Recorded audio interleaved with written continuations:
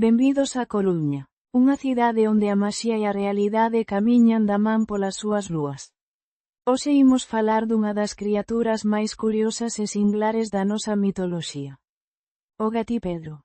Se paseades pola Praza do Humor, no corazón da cidade, atoparedes unha fonte moi especial. Nela descansa a figra dun gato branco. Pero non é un gato calquera. Este é o Gatipedro, un ser monstruoso e fascinante que naceu da imaxinación do gran escritor Álvaro Cunqueiro.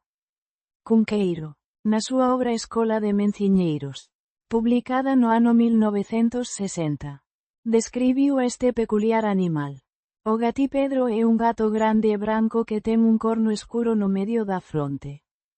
Pero o máis extraño non é o seu aspecto, senón a súa forma de camiñar e o que fai polas noites.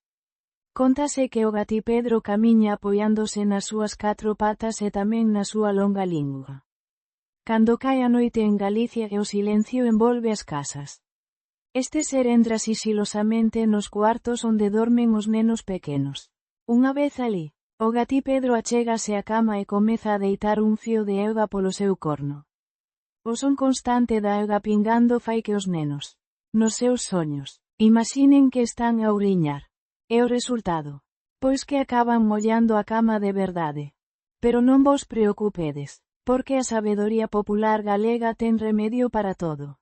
Se queredes evitar as visitas nocturnas do Gatipedro, só tedes que botar un pouco de sal groso na porta do cuarto e debaixo da xanela.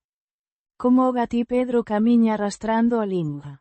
Ao probar o sal, o sabor desagradable fará que dé a volta e marche por onde veu, deixando os nenos dormir tranquilos. A fonte da Praza do Humor, deseñada por Ciro, é unha homenaxe a esta divertida lenda e ao propio Álvaro Cunqueiro, cuxa estatua tamén descansa nesta praza xunto a de Castelao. Así que xa sabedes, a próxima vez que visitedes a Coruña, non esquezades saudar ao Gatipedro.